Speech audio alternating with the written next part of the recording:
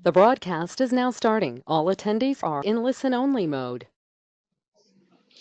Well, good morning, everyone, and thank you for joining us for our webinar.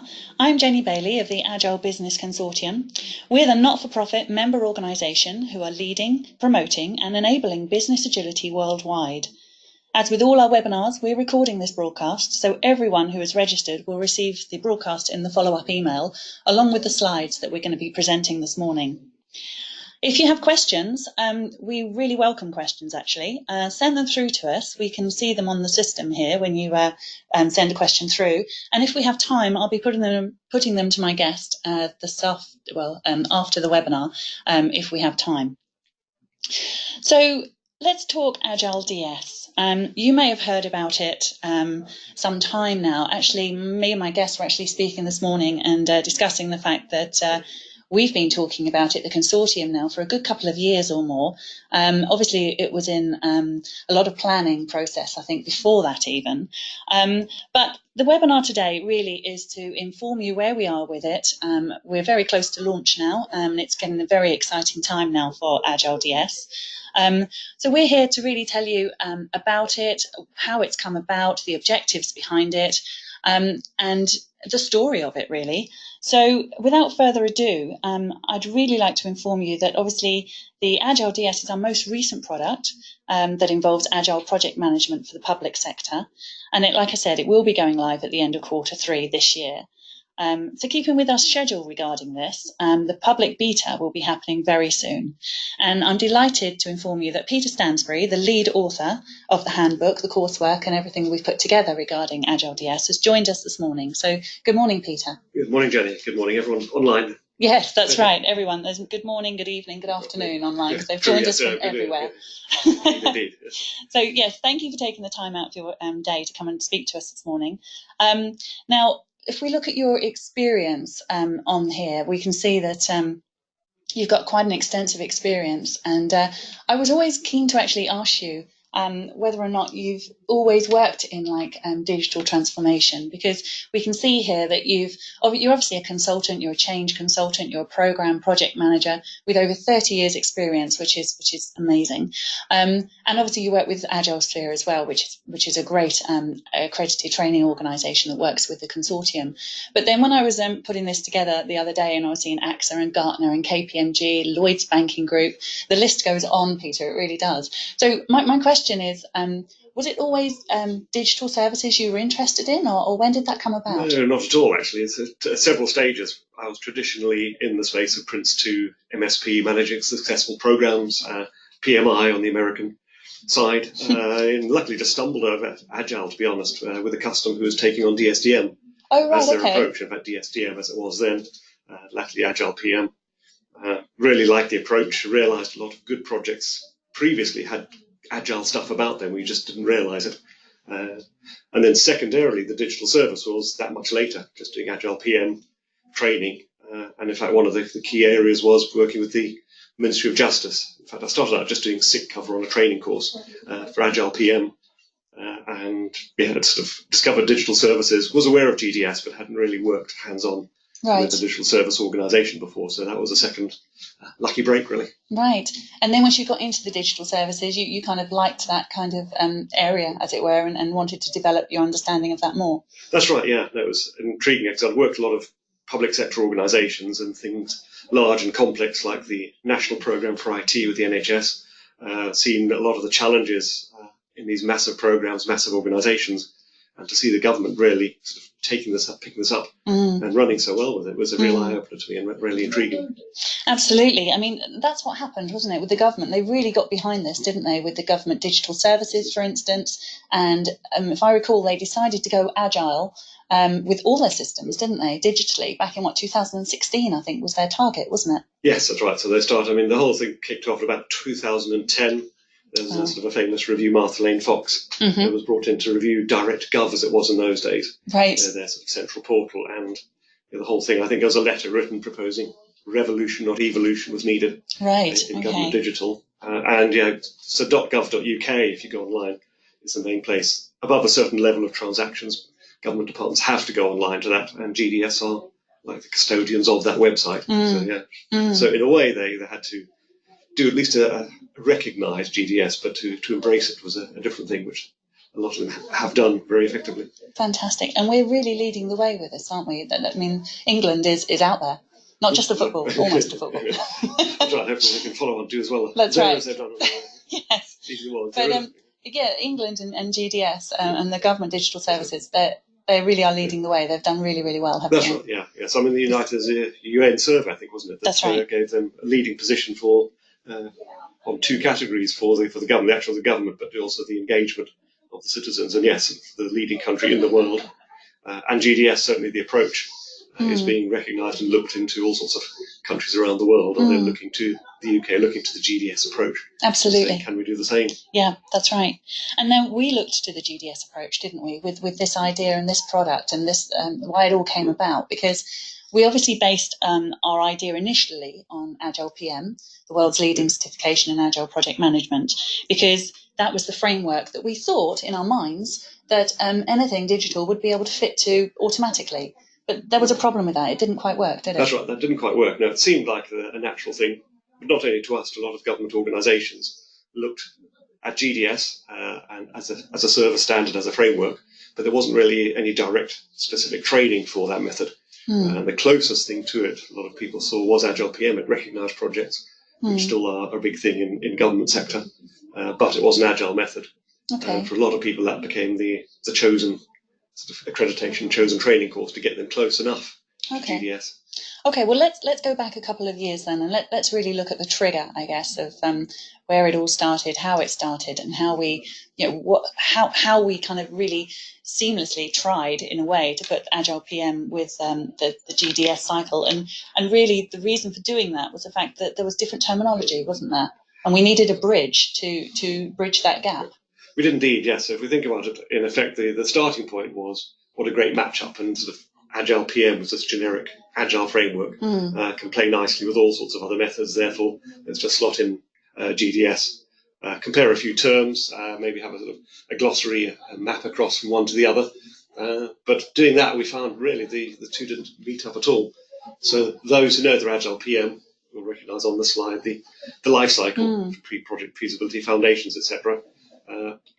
On the GDS side, they had their own life cycle, discovery, alpha, beta, live. Right. So not even a single word in common, not only do they look different, feel different on there. So the real challenge doing a training course is saying, well, okay, we've got the exam on Friday, learn the life cycle on the left. Yeah. Come Monday morning, throw away that life cycle. Yeah, and start working. Pick up the alpha, beta, live. That's right. Yes. That was going to cause a lot of confusion out there. Yeah. Okay, all right, I understand. So we really set out to, like I said, build a bridge and put that together. But what we actually did was adopted the user research and everything that we needed to do to make that as sound as we could possibly make it. That's right, yeah. So one of the recognitions alongside the possible need for an Agile DS type training course was the fact our training creation is a very waterfall process. We tend to sort of lock people away in a room for an awful long time to write a book, make sure it's proofread, make sure it's perfect, so the formatting's right, send it off to the printers, make thousands of copies to keep them cheap, get the exam questions written, and after a long period of time, there's a big reveal, which is sort of ironic for an Agile organisation to say. It's quite waterfall, really, isn't it? It's not as traditional as they get. Yes, absolutely. So we stopped that there and then, so a good couple of years ago. Yeah. So let's adopt the approach, and we thought actually, well, let's even take it through its own process, the process of doing that. Okay. So a very short sort of, I suppose a lot of conversations were possibly our extended discovery phase. We then moved into an alpha phase of prototyping on there, looking at interviewing people who'd been on training courses, interviewing people, commissioners, people who are purchasing the training, what they're looking at, and starting to test some of the concepts. Because we mentioned the life cycle, but it wasn't just that. For example, the roles and responsibilities, there was barely a word in common on there. Both have their own set of principles that they use on there. Which ones are they? Start test. So testing some of those combined concepts was the first part of the alpha. And again, in true Agile style, we did it just on bits of paper, printing things out, drawing, sketching on bits of paper. Okay, like Post-its, for instance, on the wall and that kind of thing. A lot of workshops. Yeah, keep it lo-fi. Yes. Very much into. Yes. The other interesting thing about Agile PM and GDS did a fantastic amount of work at putting the user at the centre of design. And there's a great expression they use, which is citizen over government, Right. which says, if in doubt as a government organisation, where you have conflicting needs of your department versus the citizen, you should give the citizen the final say. Clearly, there's legal reasons and cases when that's not the case, but where you can't make a strong enough case to have your way, then the citizen way rules. Okay. So that was that's good to know. good. Yeah, absolutely. So was it at this stage we brought in a Ministry of Justice? That's right, yeah. So one of the organisations I've been doing a lot of training with was the Ministry of Justice, and they were making great progress at that time in agile delivery of a new system there. So they were involved in the alpha, and in fact, we then moved on to private beta phase on there, but they were able to provide input. So a couple of things we tested. We'll actually take one step back. One other thing we did do was appoint user research organisation, FutureGov, right. on there. Said, we can just do it ourselves. Let's get the professionals in to talk to our users. It's kind of unnerving as a trainer. You're used to just having a sheet at the end that people fill in and say what the course was like, but shall I leave them in for a one-to-one interview with somebody else, and then you have to leave the room and say, let them talk about you behind your back. Well, not really about me, but yeah, about the training. So two key assumptions we're testing, really.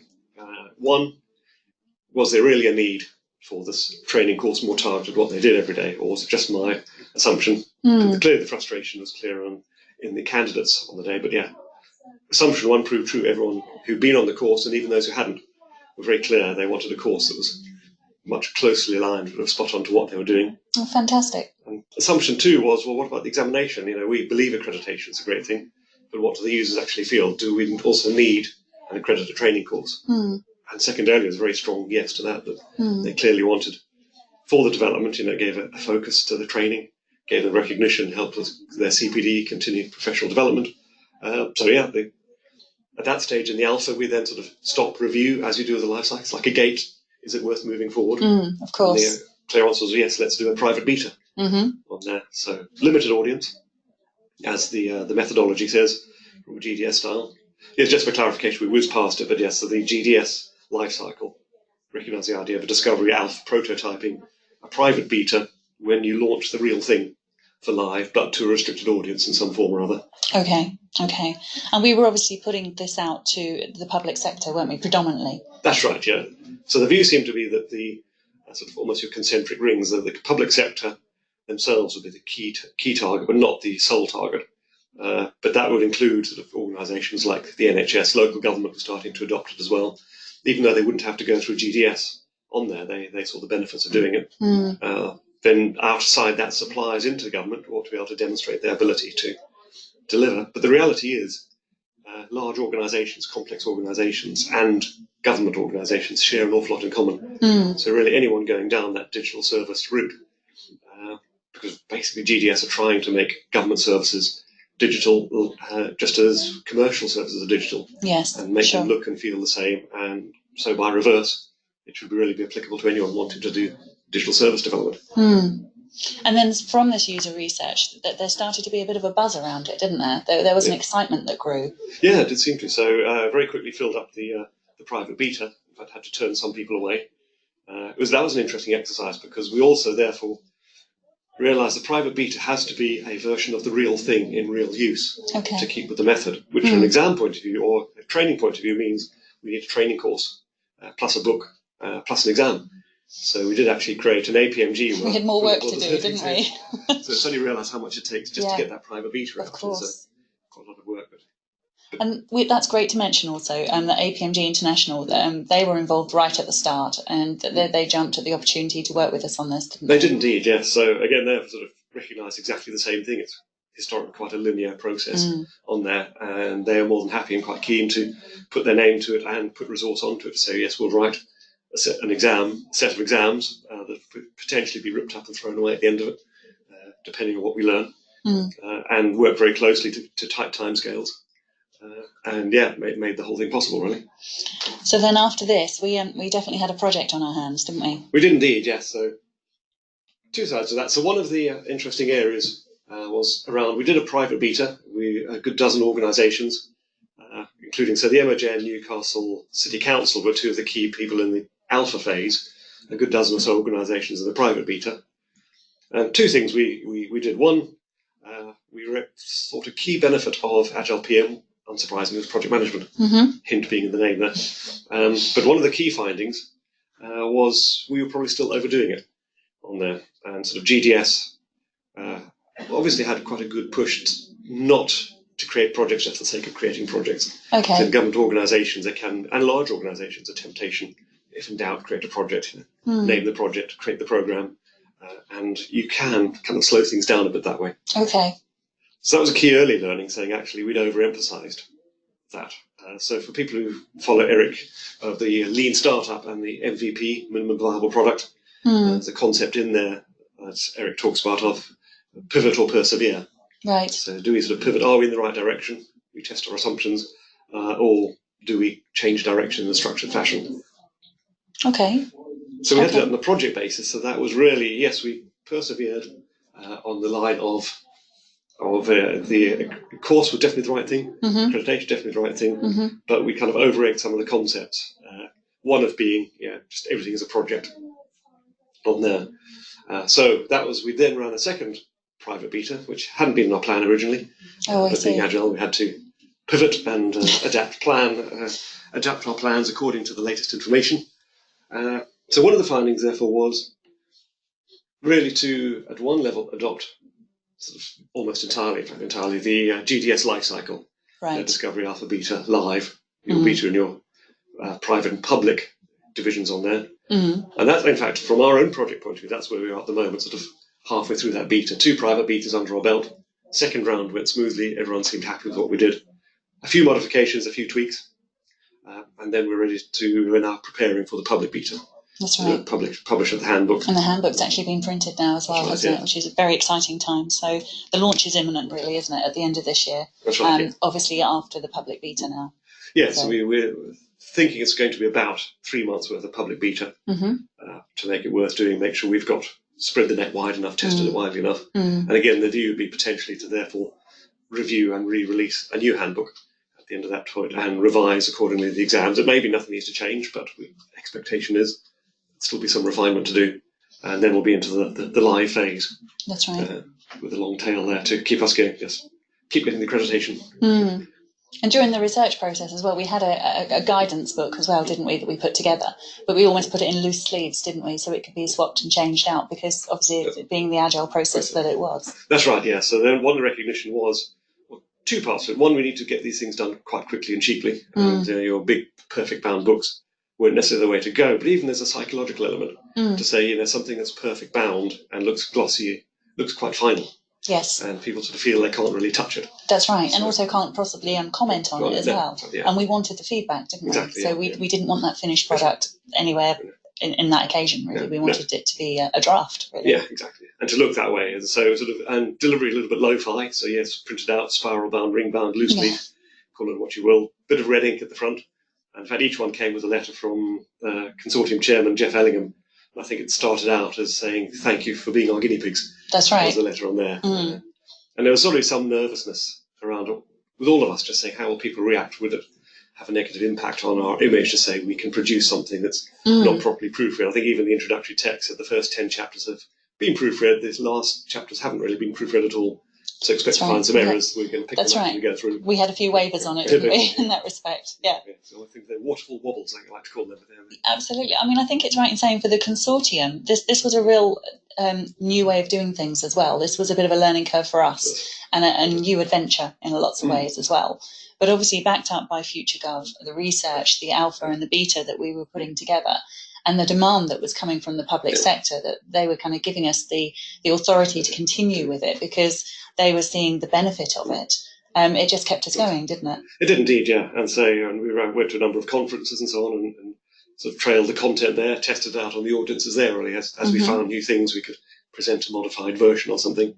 And the demand was clearly there. And not only for the Agile Digital Services, but specific. We've got some future plans for that as well, but looking at specific challenging areas like Agile contracting and Agile procurement, which whilst these aren't covered in any detail on the AgileDS training, there's clearly an appetite for do this and more. That's right. It kind of came hand in hand with the Agile procurement because obviously we did the Agile, the DSDM project framework contract, didn't we? Yes, that's the right, Agile contract that came out, and that was in 2016. So it was around about the same time yes. that we started obviously working on the AgileDS stuff as well. Okay, so let's look at the life cycle. Like you say, that's the simple one. We took that one from GDS and we adopted it, and it worked for us. And then from there, we've obviously got the MultiService project. That's right. So we're saying if you can keep it simple, do keep it simple. That's sort of the watchword. But let's recognise the fact that projects are required on there.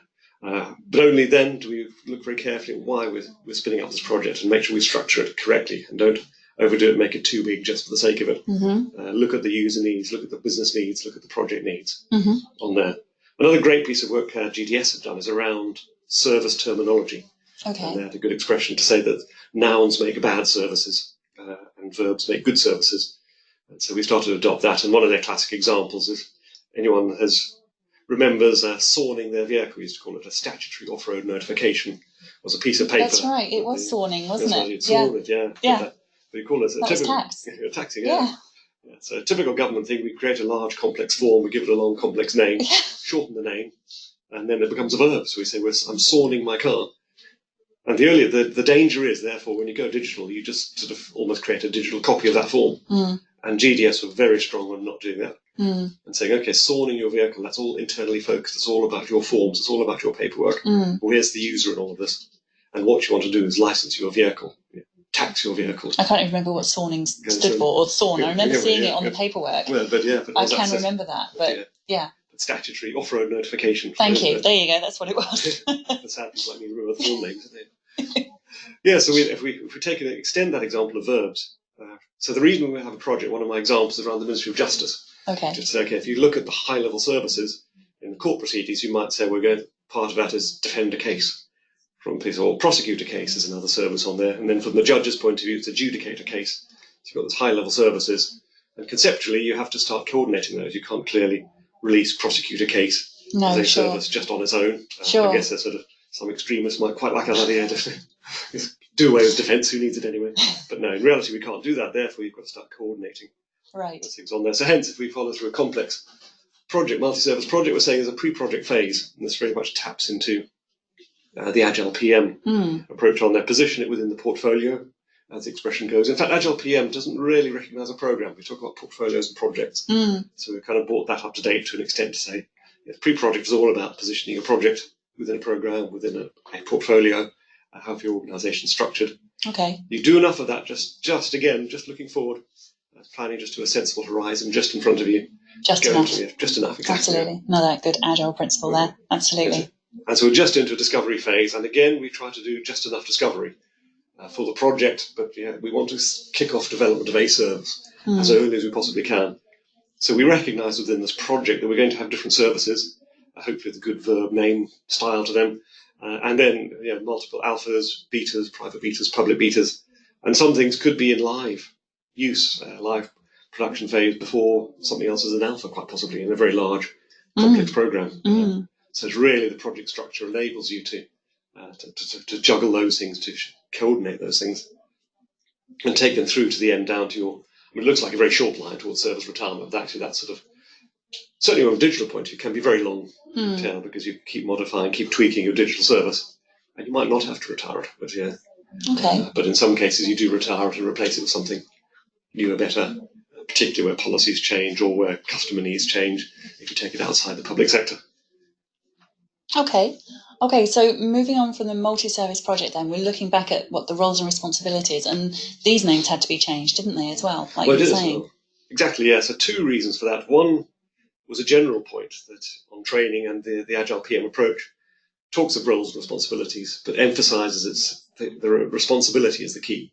So one person can do more than one role in some cases, or you can have more than one person. That's the alien baby, isn't it? That's right, as we term it. Absolutely. Yeah. Famous alien baby, but although we say that, the terminology tends to be role-based. So if you've got your project manager, your business analyst on there. So that was the first thing, saying how do we emphasise more clearly its responsibilities, not roles, not job titles. Again, from a public sector perspective, and likewise a big organisation, roles and job titles and grades and all sorts of things tend to get you bogged down. So let's turn the emphasis on the responsibilities. Hence, we're talking about a set of things. So user research as a responsibility. Yes, when you dig into that, you may have user researchers as a specialist job type in there, or that might be a responsibility taken on by somebody else within the team. Okay. It also recognised actually there's quite a lot of different disciplines in there when you get to digital services through your user research and various types of assurance. So if we look round that circle, we've got service assurance, which includes all of our testing and everything else. But there are some specialist areas, for example, accessibility. Clearly from a government perspective, they talk about digital by default, which means wherever possible, we want people to go online, go digital. But it's a citizen-facing service, and not everybody can or wants to go online on digital. So it's not digital by force, it's digital by default. We try and get people there. But we need to make things, therefore, accessible to people with, for example, visual impairments. Is it accessible to screen readers? Can you go through different languages or there's a lot of assistive technologies people use to help them engage with services, with digital services. So you need to test against those from a government and, again, a large public sector organisation or a large private sector organisation. Things like security weigh very heavily on people's minds. There's a whole load of testing you need to do around security assurance. And that all comes under the service assurance, That's right, doesn't it? Yeah. Okay. Because, I mean, like you say, there's new sort of responsibilities in there, isn't there?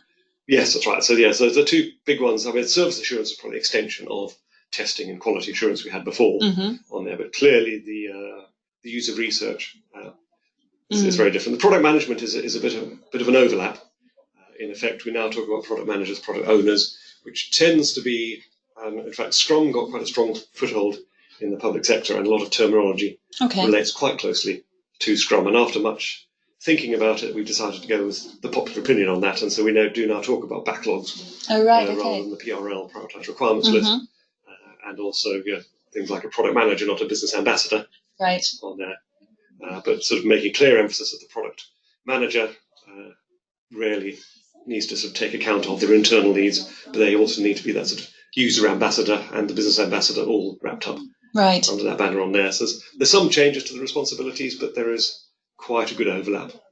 And could it be again that those responsibilities are done by multiple people? Or are we talking one individual? It can be done by multiple. Again, I suppose typically the development side. Again, it's funny, we're almost doing full circle. Yes, where that's right. Agile came from. It started out, even as a consortium, we started out with dynamic systems development method, trying to shorten it to DSDM. Years ago, 1994. Going back a bit. Absolutely, yeah. But then recognising how Agile was becoming more generalised, sort of shorten the name to DSDM, so it's not so obvious what it's about. Then talk about Agile PM, which sort of totally broke that link really between IT, software and Agile, which is where it started. But digital services now mean that just software development has gone back into it. It's gone back to IT. But not to replace it. The interesting thing, so then it's now saying, well, actually, there's a specific specialist area that a lot of people get involved in, and that's Agile IT, Agile software. It really does make sense. Okay. So then we look at multiple teams in this approach as well. Yes, that's right. So again, the same thinking applies to the team and the other side on there, and the roles and responsibilities, so the life cycle. So again, recognise try not to overdo it, just spin up more teams just for the sake of it. It's going back a long way pre-Agile for anyone who could cast their mind back to the Mythical Man Month as a book that was written ages ago about the risk of adding more people to the team. Right. For those who haven't read the book, the basic premise is that if a woman takes 9 months to have a baby, how long does it take 9 women to have a baby? Right. And if the answer is 1 month, then you've got it wrong. But while most people get that one, but very often, my project's running behind, have another team, have some more people. That'll speed it up.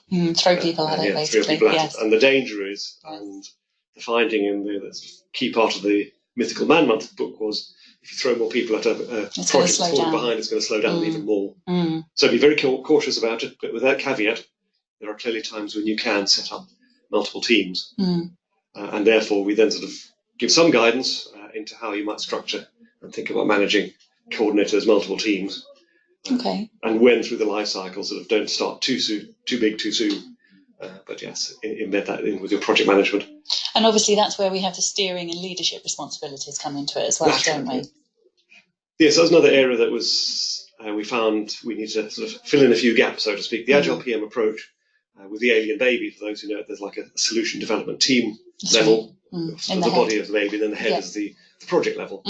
And there's some recognition of the fact that we have a steering project board, some sort of steering leadership, but there's really no more talk about that. And we're actually saying now, in the reality for most organisations, their steering leadership was quite well structured, but did cover more than just the few roles that we had defined in Agile PM. So a relatively small project, Agile PM works perfectly well, and it certainly doesn't stop you expanding, but doesn't give you guidance. Sure. So we felt in this case that whole steering leadership needed to be given.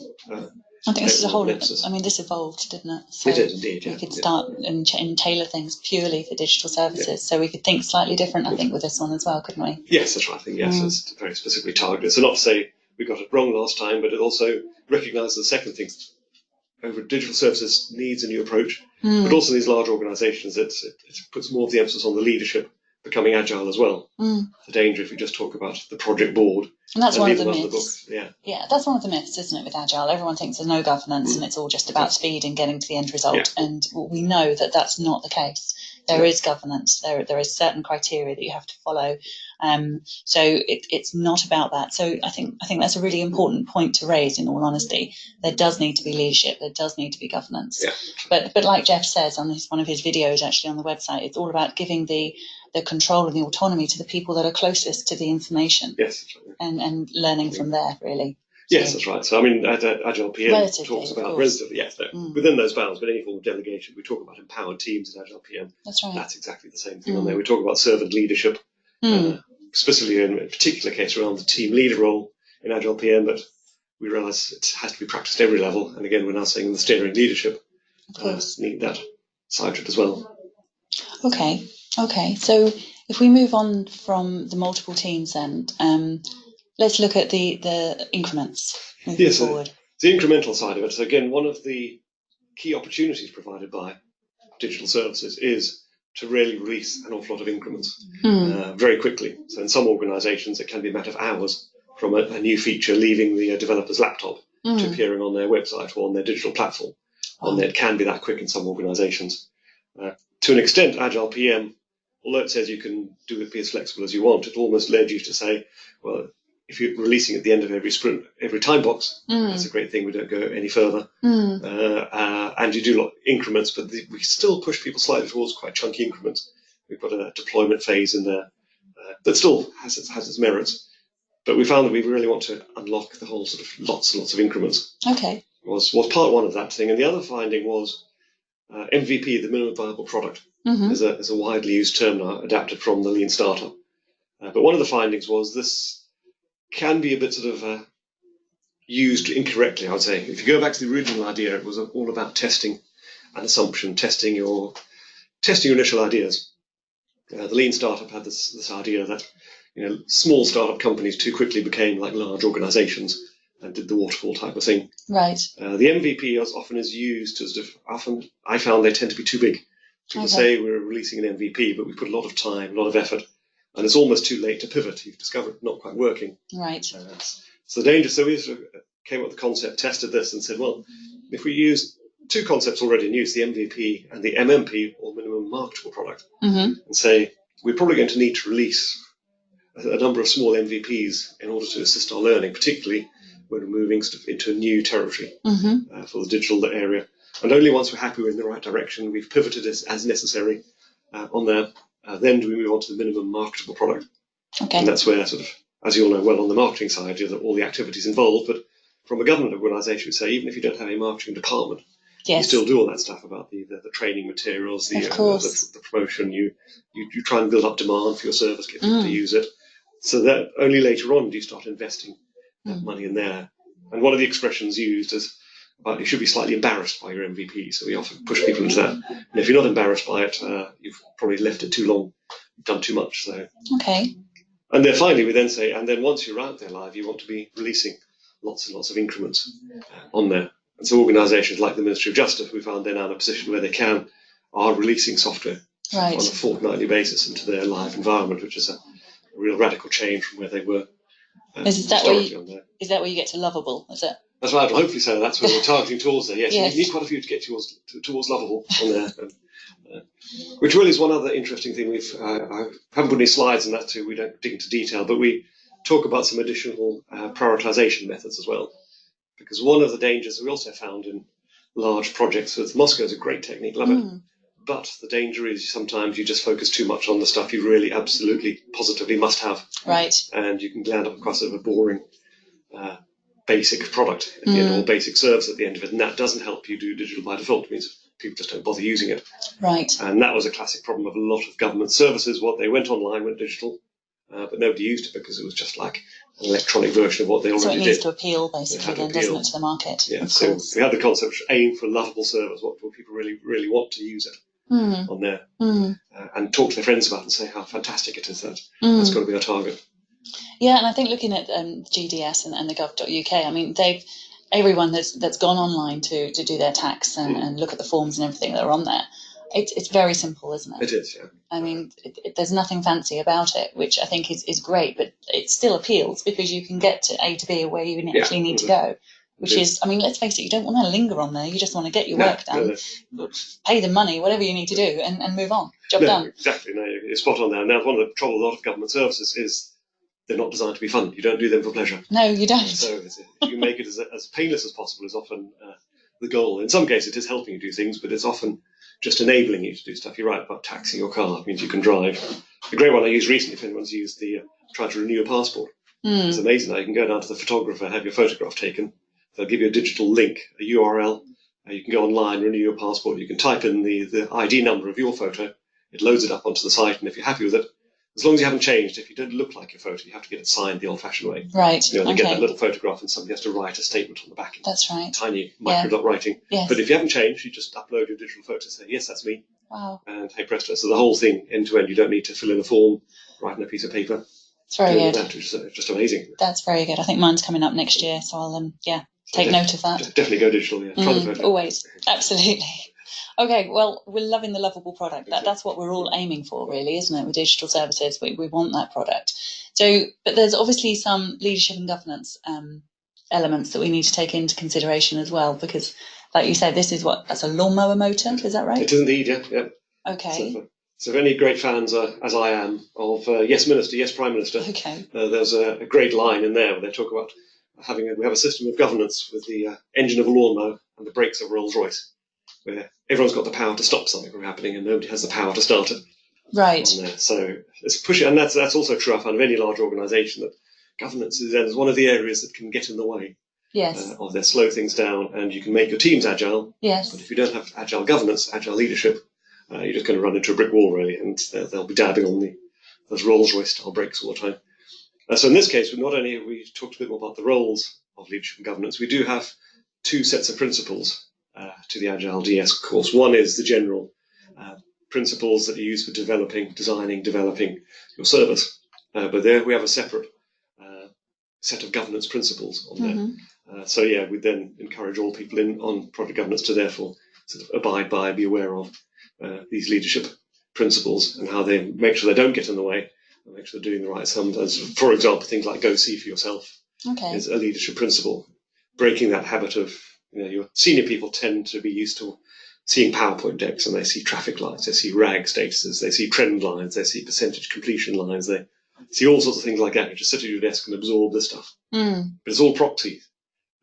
We often talk in digital service terms about the thing, the service or product. And show me the thing, go and see the thing.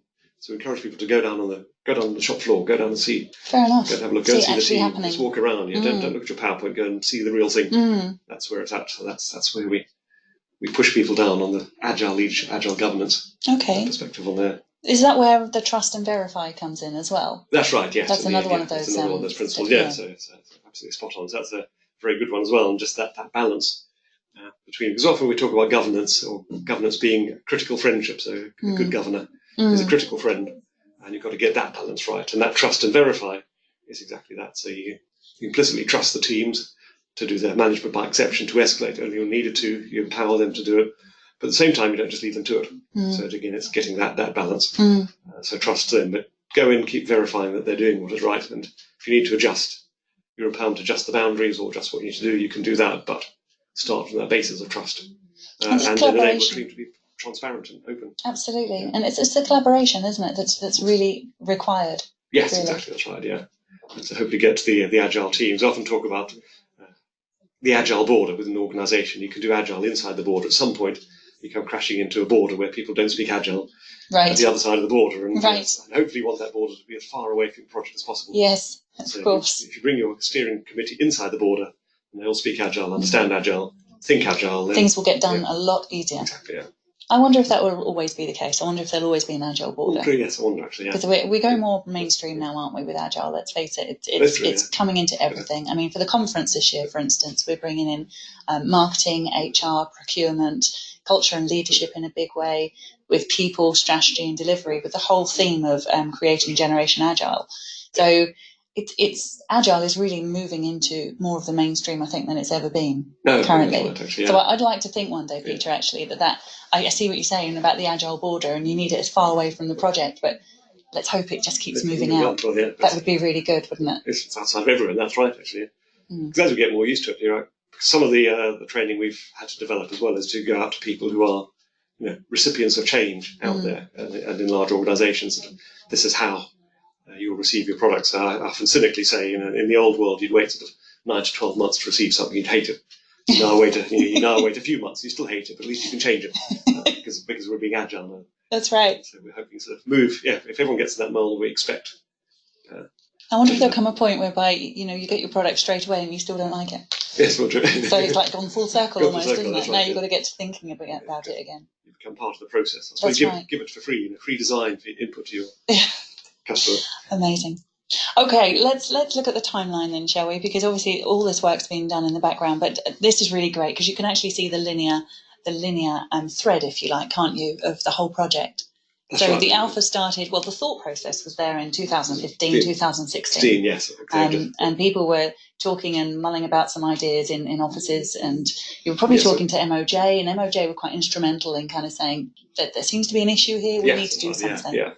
We still keep on doing the training, we send more and more people on it, but wouldn't it be great if? Yes, that's right. So, that terminology and those issues, we need to address this, we can't keep going on. So they were kind of instigated a kind of a change there, really, didn't they? Yes, that's right. Yeah. So and eventually we thought, it's now time to fill that gap. That's right. As well. Yeah. So the feasibility and the foundations and all that were really thoroughly looked at. So then the alpha started spring of 2017. Yeah.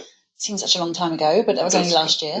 It's gone by quickly now, but yes. That's right. It has indeed.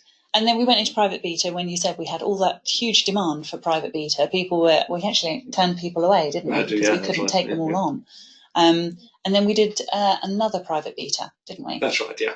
So that was because that was sort of the pivot on there. So we thought we would be in public beta / live by now. Had we gone the right route, we thought we'd done enough. We were wrong.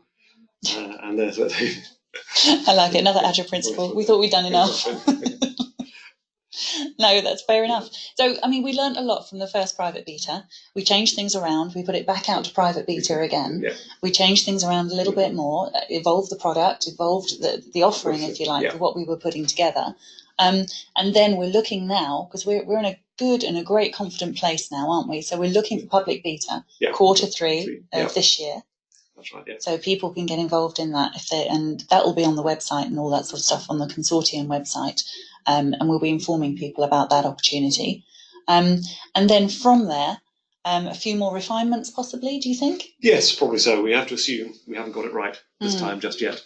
So as you say, we're looking to public beta, and as the name implies, it's open to everybody, but the beta name will still be used to say it can be changed. We got mentally a possible 3-month window. It could be a bit more or a bit less if we radically have got something wrong. Hopefully we haven't with the research on there. But so going through that process, then anybody, it's about accrediting the training organisations. It's effectively a new method on there. We've got plenty of people tried and tested Agile PM training organisations, but we need to get people up to speed on AgileDS. That's right. Get the handbooks printed where they're off of the printers right now, get the exams written, get those sort of QA'd and ready. But yes, it should be available for anybody who's accredited, ready to train. We'll be able to then offer a fully accredited AgileDS course from that point. So we're in lots of conversations at the moment, aren't we, moving this forward. So then we go live, the intention obviously after the Q3 2018 for the public beta, once the refinements have been made. then we go live, and that's to be confirmed. But we are hoping it's going to be this year, aren't we? This year, yes, that's the intention on there. That's right. And I know you're going out and doing a lot of presentations at exhibitions and the like as well, talking about this when we're between the public beta and between the live, which will be really exciting too. But the demand hasn't dropped. There's huge demand for this product, which is phenomenal, and it's just grown right the way throughout the process. As we've included, I guess, more public sector organisations to link in and understand what we're trying to do. Yes, that's right. So I think you're really right. The demand is certainly there. We've got people queuing up, looking to get started, which is a great place to. It's an exciting product, that's for sure. It's in trouble. You build up an appetite. So we're doing the agile thing, but there's that almost awkward gap now because we're still back in the world where you have to take a bit of time to get the exam right. You have to take a bit of time to get the handbook right, and kind of internally sometimes feel that frustration. Oh, can't we just launch? No, we're doing this correctly. There's no doubt about it. So we're going to go through that refinement process after the public beta, and then we're going to be live, and we'll do a launch for it definitely, because I think it's definitely worthy, and it'll be amazing to get some case studies out of the organisations that are taking it as well. No, that's true. So we'll absolutely put some more information together on this. So if you're interested, keep viewing the website really, because obviously fully into this year now, which I can't believe we're in July. This year has flown by completely. So yes, keep watching the website. We will feed the information through as soon as we have it. But we're going to have some amazing case studies, I think, from public sector organisations. Yeah, exactly. Yeah, that'll be really good. Let's look at the core structure. What actually does it involve? Yes, so what it involves, classic style, we talked about the handbook, the exams, very similar to Agile PM, which people might be familiar with online and or prints too, if people have gone down that route on there.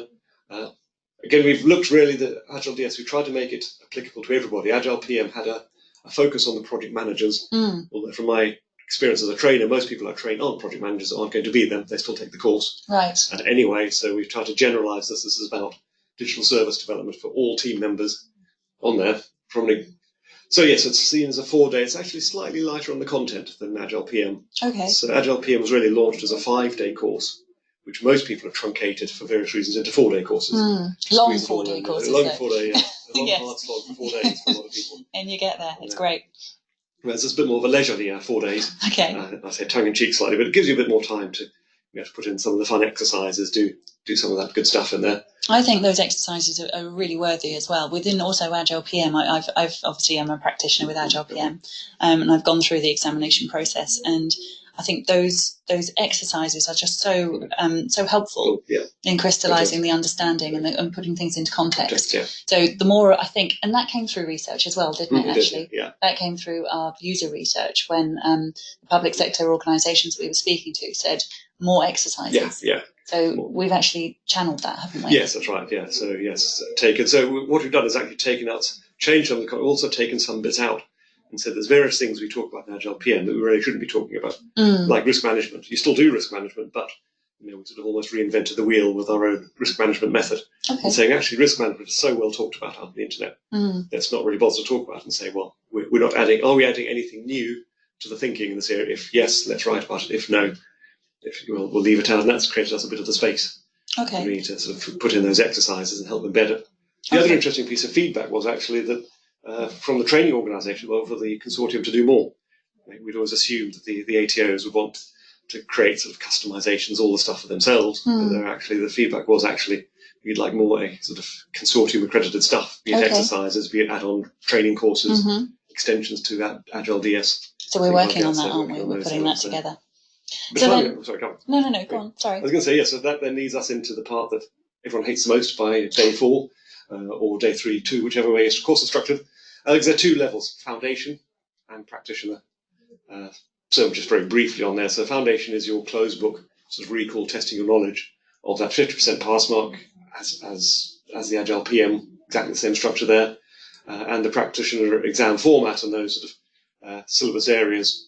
In fact, I say 4 syllabus areas, that's probably slightly jumping the gun, depending exactly on how it's structured by the examiners. But assume that for the moment. And again, a 50% pass mark, we're looking at roughly the same structure, 2.5 hours with open book, using your handbook to get yourself through the exam on there. And again, that's a bit more similar idea, the case study to go with it. So it's testing your ability to apply the AgileDS techniques to sort of a digital services style case study. Fantastic. I think it's good to see that, because obviously people are going through that in the betas currently. But I think for everybody who's listening to the webinar, I think that's interesting to actually see the course structure. So it is very similar with the foundation and the practitioner. Yeah, that's right. Yeah. And it'll be on there. In fact, already they're probably swap it with a new one. But yes, APMG have leapt on this one. So even for the beta, they've got their develop the materials as an online exam. You can trial exam you can take from APMG. That still reflects the old beta course, of course, that will be updated. But yeah, they're they're right behind this initiative as well. Give everyone the best chance of succeeding. Yeah, no, that's wonderful. And obviously the handbook's there as well, with a new brand colour for AgileDS, which we've gone with like a burgundy, which is great. So that joins the family of products really, doesn't it? Yes. Absolutely. So this year also, we should mention we're doing things slightly different as well. We're going with Creative Commons, aren't we? Indeed, yes. So that's one final thing that took us a bit of thinking and worrying about. Because historically, although we want people to use the Agile PM DSTM method, it's all been quite sort of strongly copyrighted and only available in a book typically, etc. GDS have been very strong to push people down openness, being open to everything you do. Transparency, exactly. So their method is transparent. Their method is available for anyone to use and adopt. So we were able to just pick it up and adopt it. We could have done it without even talking to them. We haven't. We've worked with GDS. They've provided input and feedback, and we've discussed it with them. But it's great to be able to do that. And we just need to or the bare minimum, we have to recognise their work, which we have done. But we've worked. They've collaborated and worked with us to help refine the content, put it that way. So that's wonderful. But it's still therefore that they're quite free to say it's our content. But we're actually saying, well, why don't we just mirror that? So it would seem wrong to sort of adopt and adapt some of their work and their copyright. Well, we couldn't copyright it because it was theirs. Then we'd have part copyrights, part not copyright. And try to own it in some way, and that wouldn't be right. So we've actually gone with Creative Commons, which gives that free content copyright license, doesn't it? That's right, yes. We're saying on that. Absolutely, everyone there. So, yes, anyone can distribute that free, use under that particular license. So I think that's just a very great step forward. Yeah, I think so too. And build upon it. We've already had calls from organisations I work with saying, well, yes, we really like the Agile PM, for example, but with regard to the Alien Baby, we actually call our people different things in the organisation. So, can we just customise it and create our own sort of slightly tailored version? Okay, not for the exam purposes, but we can build it, customise it. Absolutely, with the day-to-day of how it works for them. It's got to work for them, so of course they can change. Absolutely. Yes. So for any organisation, any service provider, any training consultancy organisation can start to adapt this. It makes sense. Every project's different, isn't it? That's right. Every project team is different as well. You have their own version on there as well. Of course. Sure. Okay, so we've gone with Creative Commons, and that makes a lot of sense. So all the information you'll be able to receive. It will be on the website. It will be open for everybody to view and read and download, which will be great. So I hope that'll be a great thing. So of course the real danger was that currently books are sold either as a standalone book or part of a training course. There'll still be part of the training course on there, but the worry, of course, will we be losing money by offering free training? They'll still buy the books, but that now means somebody could then take a book and make their own copies, as it were. So would we damage revenues? And it was balancing that versus... That was our consideration, wasn't it? But we're a not-for-profit organisation, so we literally exist to give information and to give guidance and the accreditation through APMG. So we're happy, aren't we? Yeah, I think so. It seems a good match. It seems the right thing to do. And as you say, what is the purpose of the consortium, really? And that is, as you say, to spread the word. To give, absolutely, to promote and to inform people, really, about business agility. Yeah. And we do that widely, globally, don't we, at the moment? Yeah. Absolutely. You can't get bigger, really, can you? No, it's likely for us. I mean, there's been interest abroad, hasn't there, as well? Likewise, some governments are looking at GDS, but therefore from an AgileDS and general consortium offerings. I mean, obviously, Agile PM is sort of globally recognised, and AgileDS is already looking like it. Absolutely. Could go the same way. And we've got our international ambassadors, remember, as well. And we've got 14, I believe, now. And I know some of them are very interested in talking AgileDS as well. So it makes sense. It really does. It's to really bridge that gap. It's to bring an understanding, a coherent understanding, with a really good accreditation process behind it that can allow people to have confidence in what they're doing. Very similar to PM, because, I mean, obviously Agile PM has... we're the leaders, aren't we, in Agile PM, Agile Project Management. So I think Agile Digital Services could be going the same way. Who knows? Yes, hopefully so. Yeah. It's early days, but it had to start, didn't it? Which is the exciting world for it, really. Okay, so we've probably come to the end of the story, as it were, haven't we, of AgileDS, why it all came about, the objectives behind it, how we worked alongside and were speaking to, obviously, GDS through the process. So we've come to the point where there's any questions at all from anybody out there. And I'm just looking through. If you've got any questions, send them through to us. What we'd love to do here is obviously keep the conversations flowing. Peter, what we've done in the past with some of my guests actually is when I've sent out the recording and also the slides from the webinar, if there's been further questions, then what we've actually done is included those, and you've given like a short answer, if you like, to some of the questions that have come through. So if you wouldn't mind, that would be wonderful. That sounds fine then, yeah. There's a few coming through, but I'm just looking at the time at the moment as well, so we're quite tight on time at the moment. I mean, I think the next thing really with AgileDS, once we've gone through that public beta and then into live, will be interesting to see how next year comes through, really. Well, that's right, yes. See how the adoption happens on there. Yeah. Absolutely, and how it's taken up, really, in terms of the public sector organisations. I know we've got a lot of public sector conferences we're going to be going to. Yeah. We've already signed some up for next year, so we're going to be busy with AgileDS in a big way. So we think it's very exciting times. We really do. But we must also stress it's not purely for public sector. It's for all organisations as well that are working in that digital way. Yes, that's right. With those services. And so pretty much in all the organisations we come across are doing something in the digital space, really. So yeah, we think there's a lot there, and the natural way to do it is an agile fashion. And we think it's Okay. Let's just go back to this slide. We can just complete this one. Yes. There we go. And this is when technology lets us down. Okay, that's fine. So let's think. What we can do then is if we go to our next slide, we've actually got your colleague joining us, haven't we? We've got Jeremy Rennick from AgileSphere joining us. But for us, Peter, I must thank you for joining us this morning and obviously sharing your knowledge as the lead author of AgileDS. I couldn't think of anyone more perfect, really, to come into the office this morning, or studio. Can we call this a studio? I guess we can. It's our meeting room here in Ashford in Kent.